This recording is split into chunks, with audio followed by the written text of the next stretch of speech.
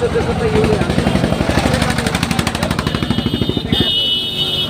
প্রতিবারের মতন যে মানুষটি 1400 ইউনিয়নের বাংলাদেশ জাতীয়বাদী দলের একজন গুরুত্বপূর্ণ ব্যক্তি, তিনি হচ্ছেন সভাপতি। তার কাছে এখন চলে যাব। মাননীয় প্রধানমন্ত্রী তারেক জিয়া আগমন উপলক্ষে তিনি কিন্তু দীর্ঘদিন ধরে এই দলটিকে, দলের যত সদস্য আছে তাদেরকে নিয়ে মিটিং করেছে, এমনকি অনেক শ্রম দিয়েছে। সেই ব্যক্তির কাছে এখন চলে যাব, বিস্তারিত কথা বলবো। আপনারা তত সময় চলে যাবেন। আসসালামু আলাইকুম ভাইজান, কেমন আছেন? ভালো আছে। আচ্ছা, দীর্ঘদিন ধরে দেখতে পারলাম যে আপনি যে দলের যে গুরুত্বপূর্ণ ব্যক্তিবর্গ আছে, এমনকি মাঠ পর্যায়ে, সেক্টর পর্যায়ে, ওয়ার্ড পর্যায়ে নেতাকর্মীদেরকে নিয়ে মিটিং করেছেন, এমনকি খুব সুন্দরভাবে আজ আগমন তারিখ যে আগমন উপলক্ষে আপনার যে প্রস্তুতি, আপনি নিজে কি মনে করেন যে কতটুকু সাকসেসফুল করতে পারবেন? সাকসেসফুল ইনশাল্লাহ 100% 90% সাকসেসফুল। আমাদের 1400 ইউনিয়ন দল মত নির্বিশেষে প্রধানমন্ত্রী আসার আগমনে আমাদের 1400 ইউনিয়ন সকল জনতা অংশগ্রহণ করছে আবেগের সাথে। আজকের দিনটা মূলত কেমন আমেজ? আজকের দিনটা আমাদের মনে শত বছরে একটা দিন আমাদের মনে হচ্ছে আজকে আনন্দ উল্লাসে ভরপুর। আমরা বলতে গেলে ঈদের দিন, ঈদের চেয়ে অবশ্যই আমেজ করছে আমরা সকলে। আচ্ছা, তিনি আসাতে আপনারা সকলেই খুশি? সকলে। আচ্ছা, তাহলে একটা হাততালি হয়ে যাক। আচ্ছা, আপনি একজন গুরুত্বপূর্ণ পার্সন, এমনকি গুরুত্বপূর্ণ ব্যক্তি হিসাবে আমি আপনার কাছে একটু প্রশ্ন করব। মূলত আমাদের কিশোরগঞ্জে কৃষির অভাব। কিশোরগঞ্জে আমার 1400 জনের সবচেয়ে আমাদের মনের প্রাণী, মানুষের দাবি, প্রত্যেক মানুষের প্রাণের দাবি আমাদের। কি দাবি বলেন? 1400 ইউনিয়নের সাবেক মন্ত্রী মরহুম ডাক্তার ফজলুল মজিদ রাষ্ট্রমন্ত্রী ছিলেন। উনি একটা ইউনিয়নে একটা হাসপাতাল করেছেন, আপ্রাণ চেষ্টা করছেন। তার বয়সে, সময়, ক্ষমতায় কুলাইল না, কিন্তু উনি নিজে জায়গা অর্পণ করেছে হাসপাতালের জন্য। আমাদের প্রধানমন্ত্রীর কাছে আমাদের প্রাণের দাবি, মনের দাবি, এলাকাবাসী আপামর জনতার দাবি, এখানে একটা স্বাস্থ্য কমপ্লেক্স 50 শয্যা এটা করার জন্য উনি একটা আকাঙ্ক্ষা হয়ে গেছে। উনি মৃত্যুবরণ করছেন। উনি একদম ভালো এবং সৎ ব্যক্তি আছেন এবং বাংলাদেশ জাতীয় দলের প্রতিষ্ঠাতা সভাপতি ছিল 1400 কিশোরগঞ্জ সদর জেলা থানার জেলা একজন প্রতিষ্ঠাতা সভাপতি আছে। উনি একটা দাবি করতে গেছেন সময়ের তুলনায় বয়সে কুলানোর মৃত্যুবরণ করছেন। উনি সকলের কাছে আমাদের পরবর্তী প্রজন্ম যারা আসেন এই জায়গাটুকু যাতে আমি দেখলাম স্বাস্থ্য কমপ্লেক্সের জন্য পরবর্তী সরকার যদি আসে এদেরকে দাবি জানাবেন 1450 একটা হাসপাতাল করার জন্য। আমি পারলাম না, পরবর্তী সরকার মাননীয় প্রধানমন্ত্রী আমাদের মরহুম রাষ্ট্রপতি জিয়া রহমানের সুযোগ্য সন্তান, আমাদের ভারপ্রাপ্ত সভাপতি চেয়ারম্যান, উনি একজন আমাদের মন প্রাণের প্রিয় নেতা। উনি কাছে আমরা আশাবাদী, উনি একজন জনসেবা কাজে থাকেন।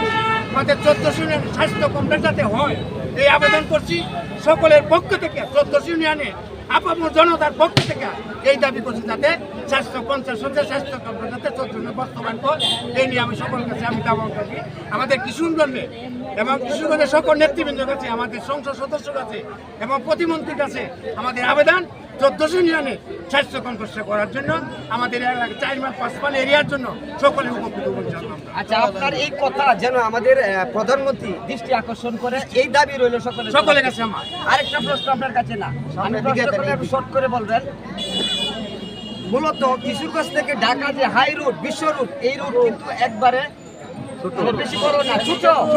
তুলনামূলকভাবে গাড়ি যেভাবে চলে তুলনামূলকভাবে ছোট। এই রুট কি আমরা আরো বড় চাই না? বড় করলে অনেক উন্নত হবে, আমাদের চলাফেরা ভালো হবে, ফোর লেন করলে বেশি উন্নত হবে। আমাদের ফোর লেন অলরেডি বাস্তবায়নের কাজ চলতেছে। ঢাকা চলাচল আমরা বেকার সৃষ্টি হয়, সুন্দর সুষ্ঠুভাবে যাতে ঢাকা যাইতে পারি, আমরা আসা যাওয়া করতে পারি, আমরা জন্য এই রাস্তাটা বড় করার জন্য এটা আমি আমরা মাননীয় প্রধানমন্ত্রী। আরেকটা প্রশ্ন আপনার কাছে না করলেই না, খুব গুরুত্বপূর্ণ প্রশ্ন, লক্ষ্য করবেন। যশোদল একটা শিল্প কারখানা ছিল, আবার কালিয়াচাবড়া চিনির কল 1971 সালের পরে দীর্ঘদিন চলেছে, আবার এটা বন্ধ হয়ে গেছে। শত শত হাজার হাজার কর্মচারী কিন্তু এখন বেকার।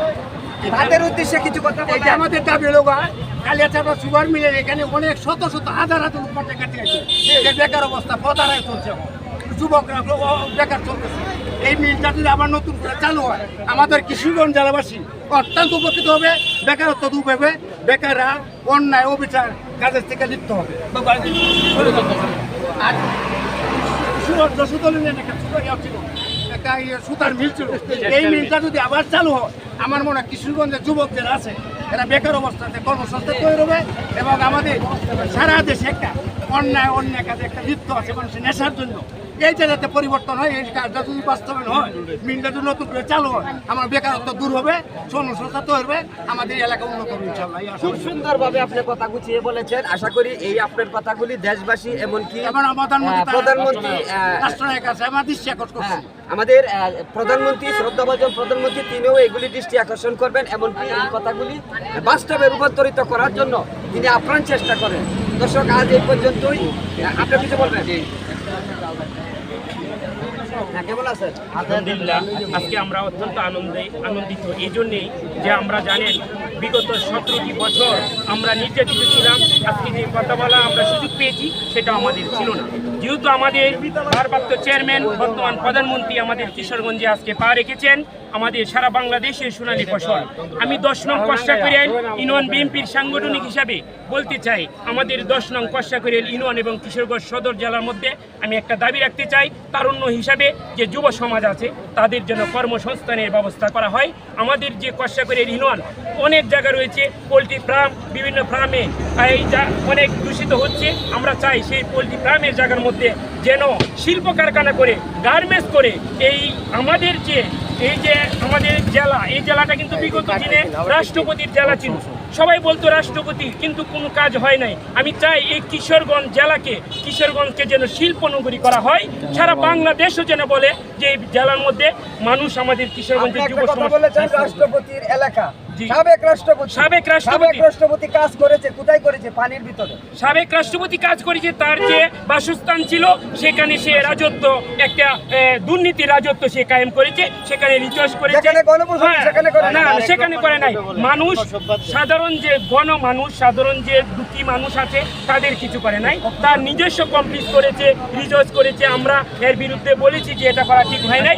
আমাদের কিশোরগঞ্জের তৃণমূলের মানুষ তার কাছ থেকে কোনো কিছু পাই নাই বিগত আজকে এই আওয়ামী লীগের সরকার আমলে। আমরা চাই তারেক রহমানকে মেসেজ দিতে চাই, মানুষের জনগণের চাওয়ার দিকে আপনি চায় থাকেন, জনগণের মনের ভাষা বুঝেন, তৃণমূলের জন্য কাজ করেন। যুব সমাজ যারা বেকার আছে তাদের কি করতে হবে, তাদেরকে কিভাবে কাজে লাগাতে চাই, সারা বাংলাদেশ যেন সেইটার দিকে নজর দেয়। তারেক রহমানকে আমি বলবো, আমাদের কিশোরগঞ্জকে শিল্পনগরী করে, আমাদের বেকারত্বকে দূর করে সকল শিক্ষিত সমাজকে কাজে লাগান, যেন শিক্ষিত যুবকরা যেন উন্নত বিশ্বের কাছে মাথা উঁচু করে দাঁড়াতে পারে। সেই দাবি আমি জোরালো দাবি জানাচ্ছি। একটা প্রশ্ন আপনার কাছে করি, ইয়াং জেনারেশন হিসাবে, আপনি একজন শিক্ষিত পার্সন হিসাবে, যে আমাদের সমাজে মাদক দ্রব্য সেবন করছে, এমনকি যারা মাদক কারবারের সাথে জড়িত, হ্যাঁ, আসলে সবচেয়ে বড় কথা হচ্ছে আমরা মাদকের বিরুদ্ধে আমাদের বর্তমান সরকার জিরো টলারেন্স ঘোষণা করেছে।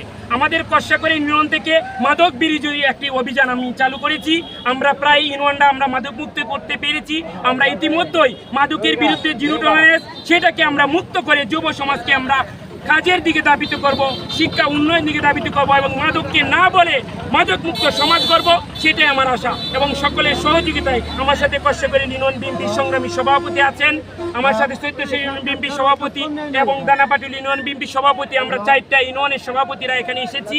আমার সাথে অনেক নেতৃবৃন্দ আছেন। আমাদের সকলের দাবি, সকলে মিলে মাদক মুক্ত করে এই তারেক রহমানের যে আশা জিরো টলারেন্স, সেটাকে বাস্তবায়ন করবো ইনশাআল্লাহ। ধন্যবাদ আপনাদের। সেই আশা বাস্তবে রূপান্তরিত হোক। আচ্ছা, আমাদের কষ্টাকরি ইউনিয়নের সংগ্রামী সভাপতি আব্দুল সাত্তার ভাই, কেমন আছেন?